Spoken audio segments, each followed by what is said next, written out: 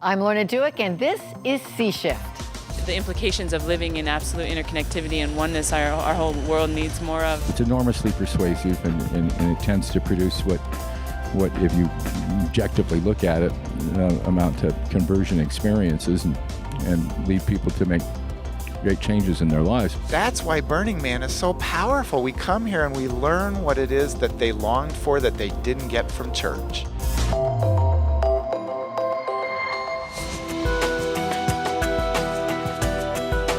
Burning Man is a breathtaking sight of organized life, a temporary city in the harshest desert of Nevada. Each summer for a few weeks and a price of $2 million, the state of Nevada rents this desert to a nonprofit group known as Black Rock City to host a 6-day camp. It spreads out over a 9-mile expanse. A stunning white lake bed of gypsum dust, surrounded by mountains, a campsite that's called the Playa. That's Spanish for beach. It's a beach party where costumes are mandatory. Vehicles are banned, so bicycles or carefully regulated art cars move people about. These are some of the board of directors of Black Rock City, and this man, Larry Harvey, is the Burning Man creator. Yes, I am the founder on my good days. On my so-so days, I'm a flounder. And on my best days, I'm a finder. We'll get to Larry and this group in a moment, but first, what on earth am I doing here? I went to Burning Man in a mobile classroom as I hit the road with a few people I've been studying with. Burning Man is becoming a well-known academic topic as sociologists, business professors, and theologians attend it for research. Our team are led by Wheaton College professors Rick Richardson and Bess Severson. By the end of the week, they will have interviewed 50 randomly selected burners on their spiritual and religious lives for a book they are writing. All but one of those 50 will prove to have had a history in organized church but left it. People like Cara. Burning Man just amplifies that in every way, that we are interconnected, we share, we give, everyone is a friend, a family that we take in without regard for difference and time spent, and the implications of living in absolute interconnectivity and oneness our whole world needs more of. And so coming to this opens your awareness and your paradigm that living in the world in a different way can actually really change things. And that's what drew me to this weird desert education. I wanted to find out what was so spiritual here, and if my own Christian spirituality had anything to learn. They may look like hippies and punks, but everyone I talked to actually had a job. I met executives, lawyers, teachers, accountants, IT wizards, and Silicon Valley moguls are all regulars here. Among many famous burners who attend are Larry Page and Sergey Brin, the founders of Google. Always searching.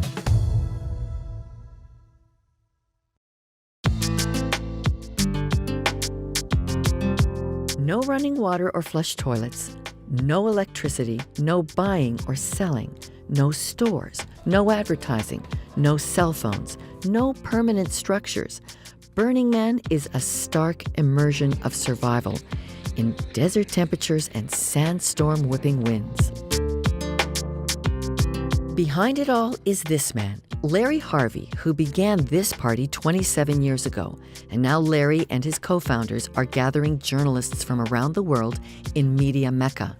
It's the rare place on the playa you can get an hour of hydro or internet, and only if you're accredited to cover the event, which only comes if you agree to share all the footage you've got. That's part of the gifting culture here, an ethos these leaders want spread around the world. We're having remarkable success because, as you can imagine, when people come to Burning Man, they want the rest of their life to be like Burning Man. And Burning Man Project enables people to take what they learn and the ideas and the creativity and the art and the responsibility and find ways to make their communities more like Black Rock City and Black Rock City more like their communities. So we have three main areas of focus. We work in art, we work in civic responsibility, and education.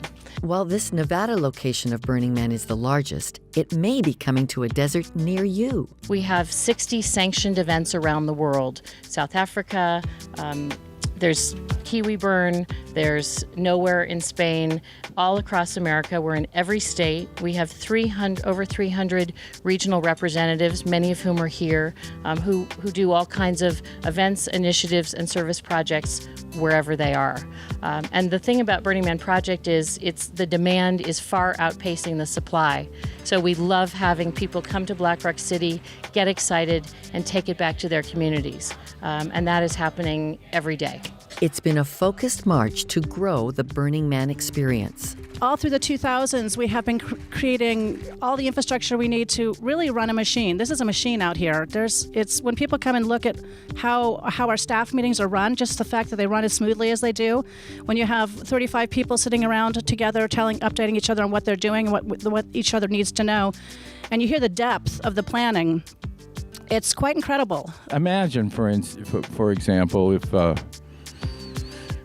Burning Man is 68,000 this year, which isn't that many people really, except its reputation reaches everywhere. It's startling.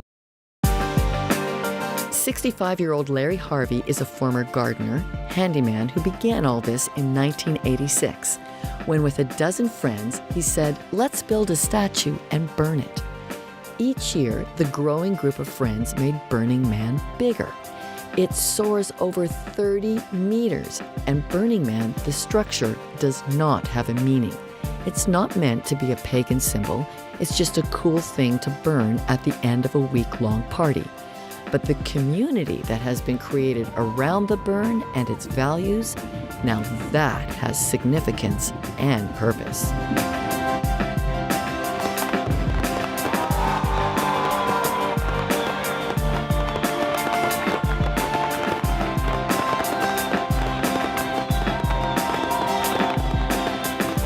Immersion environment, that's what this is. It's enormously persuasive, and it tends to produce what if you objectively look at it, amount to conversion experiences and lead people to make great changes in their lives.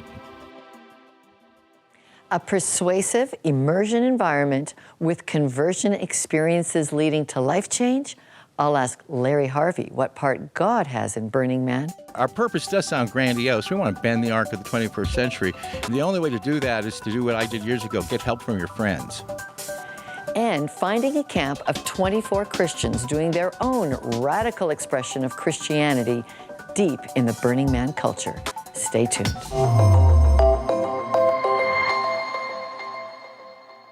Here are some of the stories making headlines this week. Voters turning their outrage into online worldwide trends. Why healthcare workers killed.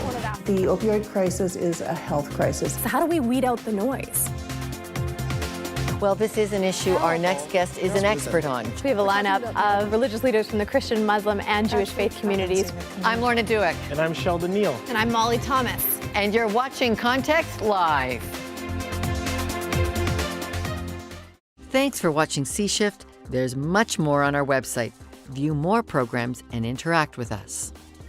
PureFlix.com is now available in Canada. Sign up today for your free 1-month trial and begin streaming over 3,500 titles. It's from independent films to movies and short series. Kids shows. Sign up for a free month. Give it a good try. Watch your favorite content anywhere, anytime, like PureFlix original hit series Encounter. Enjoy the latest and best in faith and family entertainment. Available to you at the click of a button. Visit PureFlix.com and sign up for your free trial today. Brought to you by Crossroads.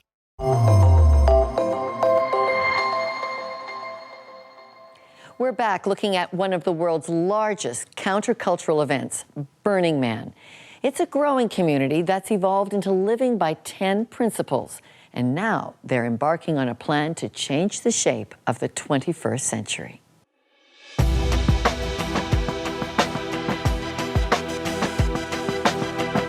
Deep in the desert, Burning Man is a temporary city that builds art to display for 1 week every summer. Absurd spirituality and an extreme sense of freedom prevail. Commerce is banned, but creativity is king. 27 artists from Russia created Cradle of Mir, 36 feet tall. It held a model of the International Space Station. The artists wanted to probe, what can humans create that eliminates borders and helps everyone? By week's end, like all art at Burning Man, Cradle of Mir was demolished in a spectacular fire. Over the 2 decades of this art party, 10 values emerged that seem to keep people coming back for more. You probably know that this community is more or less allergic to pronouncements made by some central authority. And but in the case of the principles, the greater community simply inhaled them. And they said, of course, and then went on to use them. And so that is it is a world movement at this point. A world movement guided by a culture of 10 principles, understood values that form the Burning Man ethos. Let's check them out. Decommodification. No money or advertising here. Radical self-reliance.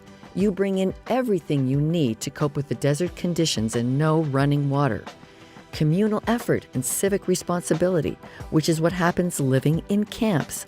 My team lived it all. So the principle is that you're supposed to leave no trace. This might not look like a big deal, but it's gasoline, and we know that we don't want to leave that in God's creation, and so we want to make sure to clean it up. Leave no trace. All right, okay, let's go over to Luke. Luke, tell us about why you've got this going here. Sure. Well, no money is actually allowed on the playa. The economy of Burning Man is based around something called gifting. And the group who spilt this oil from their RV is a group of Australians who gave us the top of their van as a gift for a location for filming. We're gifting them the removal of their oil. It's not an exchange, it's a free choice. They didn't do it in expectation of something in return. They gave it freely and we're giving it freely back to them. How have you felt about those two combinations here, the gifting economy and that no commodification here? I think it's quite beautiful, quite liberating actually. Also in Burning Man's 10 principles, radical inclusion, participation, and immediacy. This seemed to come naturally to the spiritual folk here. This is Caleb Brundage using yellow flags for an artistic experience in praying.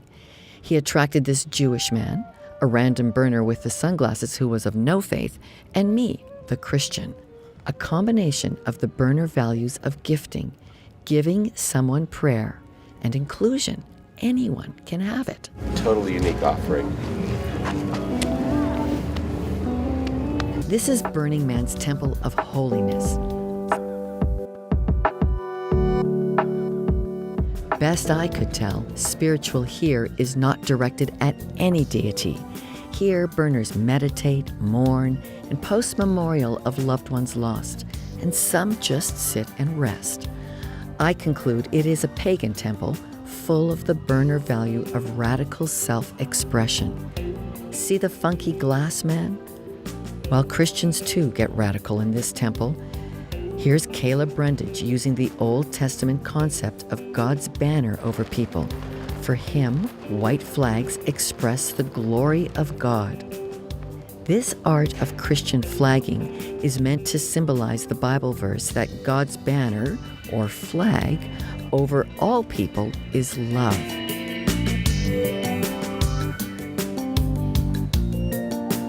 Over the years, Burning Man is getting a reputation for becoming more spiritual, but its main founder, Larry Harvey, is an atheist. What do I call transcendence? The sense that you belong to something that is like you but much greater than you. And the man inspires transcendence. He's like us. You know, he's instinct. You know, he looks like you, right? And you identify with him, but he's bigger. By his very presence, he unites an entire community. Do you believe there is a God? No, I'm an atheist. I've never found it. I've never believed in a supreme being, but I do believe that being is supreme. A subtle distinction, but a spiritual notion. I think being is supreme. But in the radical inclusion, radical self-expression, and gifting economy of Burning Man, the God-fearing burners are welcome, and they're doing all kinds of interesting things here. This group of 24 Christians host Freedom Lounge and spend every day praying with burners.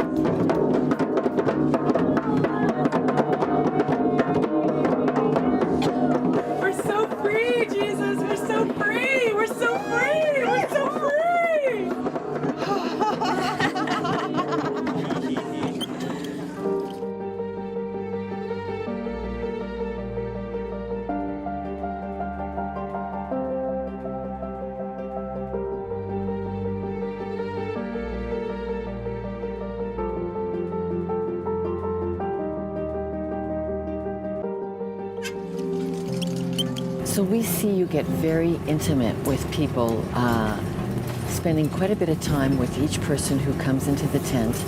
What kind of stories, what kind of things are happening, hearing people?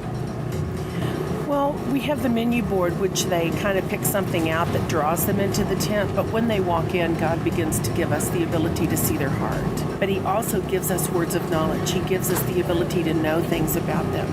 And then a bridge is built, a trust bridge is built. And then we can begin to allow God to talk to them the way that they can receive His language and the way that they are.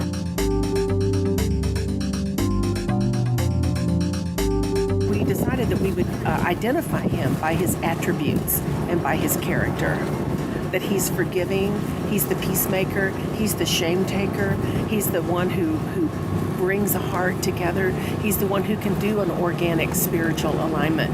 He can do an original root recovery. He's the one who can do spiritual cleansing and actually bring it to pass and fill them up with His Spirit, which brings them life.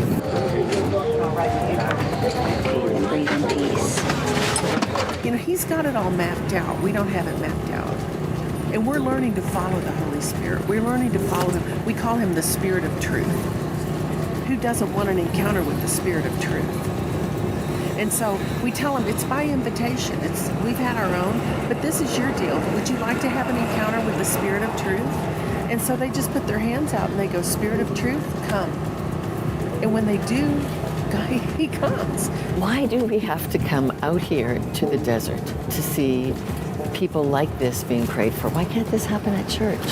My husband and I have been pastors for a long time, for about 30 years. And I can tell you that this kind of ministry just isn't often allowed in churches. There's no grid for it. There's no, everything has to be so in order and all that stuff. And out here, it's organic. It's real. It's just what you have to do. It's just whatever happens. And we're not blocked up out here.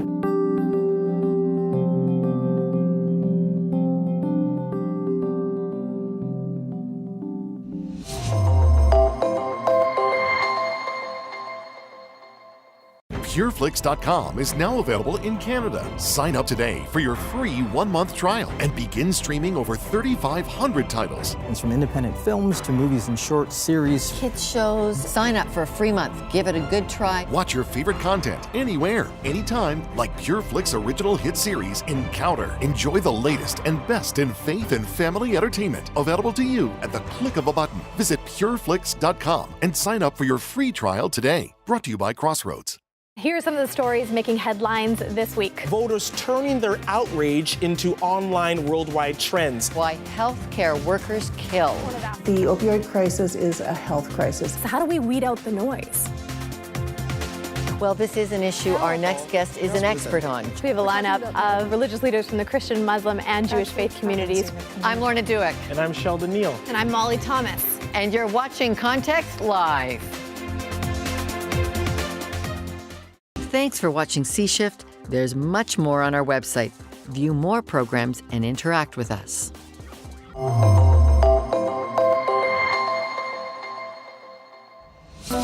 Well, if you're still with us, you know Context is taking you to Burning Man, an artistic city that exists for 1 week each summer deep in a Nevada desert. We're there on a learning tour. It's a place where the church is off its usual grid. Bob, the last time I came across your work on the field was when I was in Thailand. And here we are in a desert. Tell me what you're doing at Burning Man. Burning Man is, I guess you could describe it as the largest pagan celebration in the world. I relate it to a Star Wars bar scene in a Mad Max movie. And so... What happens then in the encounter tent, in the Freedom Lounge? When we're in there, we're asking, okay, Father, what are you doing? Holy Spirit. And we pray for them. We put our put our hands on them. We say, Spirit of Truth, come. And we call out their destiny, what they're called to do. And inevitably, everyone just starts weeping and crying because they experience real love. And you can't counterfeit love. You can't counterfeit truth. And when they taste it, It's just absolutely free. And we ask them, what are you feeling? They say, freedom. I feel love. I feel hope. Why couldn't all of these thousands and thousands of people here, why can't they experience what they need back in the real world, the default world as they call it? Because they know when they come here, there's nothing put on them. There's what they call the man. There's no pressure put on them. There's no requirements. There's no expectations.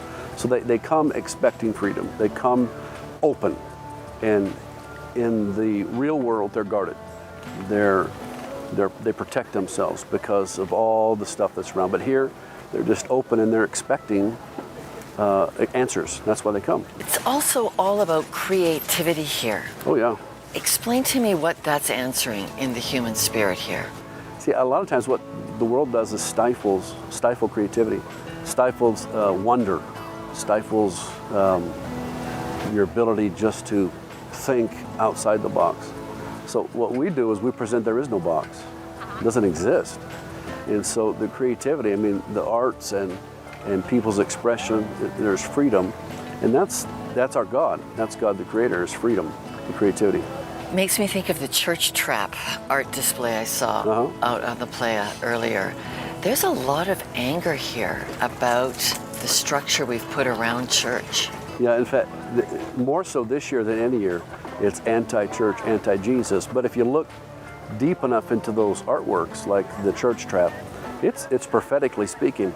You know, you can look at it as a trap, but I look at it, it's an open. The church is opening up. And you see the music, it's coming out the windows. And so I look at it, you know, they're prophesying, don't go to church because it's a trap. But really, what it's prophesying is, hey, the church is opening up and the music, the worship is coming out and there's freedom. Bob Johnson seems convinced, but maybe he's just optimistic. Back to Cindy. She's on her 8th time to Burning Man and has another view on this. And the thing that I think has upsetted me the most of all the spiritual, when I've been out here this many times and I've seen this many people, and some of them used to be in church.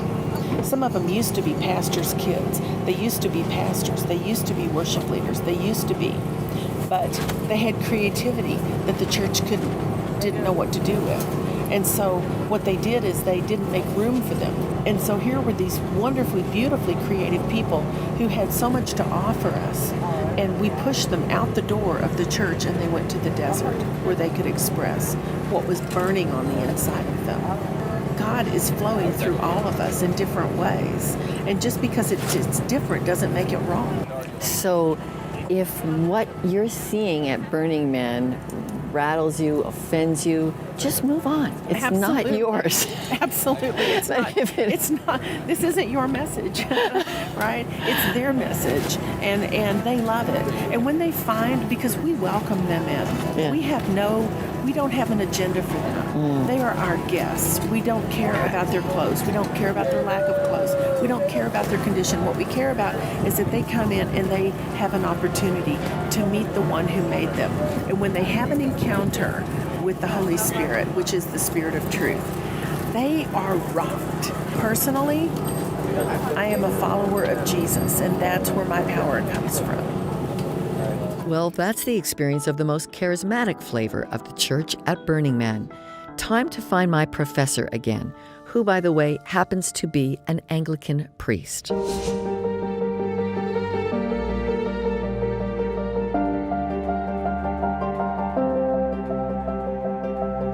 I realized at that point, I'm enduring a kind of a culture shift. And I don't know how to respond to people's questions today. I think I have convictions about biblical truth and the gospel. But I don't know any longer how to connect and do what Paul also did. And so I began a journey for a postmodern apologetic that would combine rebuilding broken trust, telling stories that would make sense in the context of the culture, and speaking truth. Rebuilding trust, telling stories, and speaking truth. I love Burning Man. It's been fascinating studying Burning Man, but I didn't start with Burning Man to study it. I started with Burning Man because my son invited me to come along. 3 years ago, he didn't connect with the organized church growing up much, and he ended up with a community that has come to Burning Man every year. And he just kept encouraging me to come, and I chose to come to connect with him and had a powerful, powerful experience of entering his community. At one point, I was praying with 25 of his friends, most of whom would never attend a church. So describe for us what the spirituality is here. I think the word that best captures it is the word connection. You are at Burning Man told again and again that you're loved. There are so many signs of that, and people connect with each other, but in the midst of that, they also connect with something bigger. There's so many people that feel like they've encountered God or some bigger force or a bigger sense of consciousness that gives meaning to their whole lives. So your qualitative research that you've been doing, many of the people you've discovered have traditional backgrounds in faith as I would know it. Not many, most. There are kids. There are people we're praying for and longing to reach and longing to have them know Jesus' love. And that's why Burning Man is so powerful. We come here and we learn what it is that they longed for that they didn't get from church. But I've come closer and closer to loving a generation and laying my life down to see them both blessed and affirmed and challenged. Thank you for taking us at Context Television. Professor Rick Richardson, thank you. Thank you, Lorna. When we return, a behind-the-scenes look at the team that got me through the Burning Man frontier.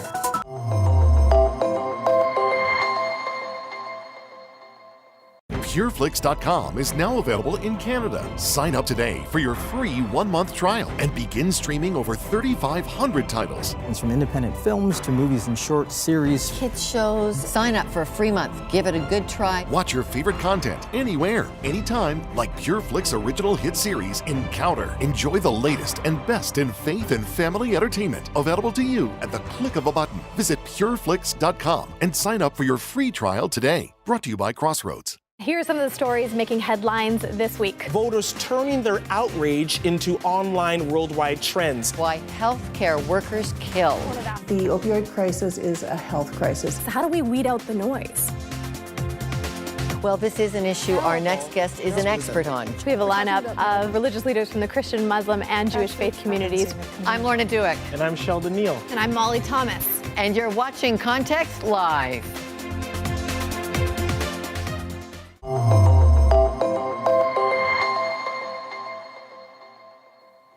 So a few conclusions about Burning Man.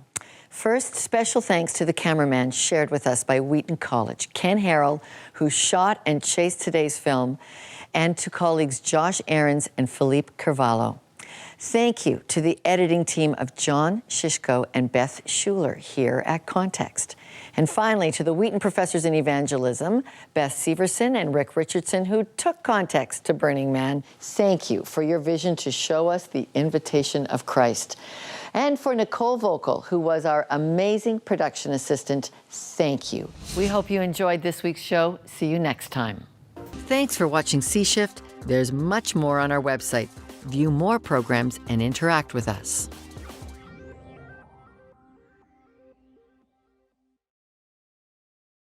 Here are some of the stories making headlines this week. Voters turning their outrage into online worldwide trends. Why healthcare workers killed. The opioid crisis is a health crisis. So how do we weed out the noise? Well, this is an issue our next guest is an expert on. We have a lineup of religious leaders from the Christian, Muslim, and Jewish faith communities. I'm Lorna Dueck. And I'm Sheldon Neal. And I'm Molly Thomas. And you're watching Context Live.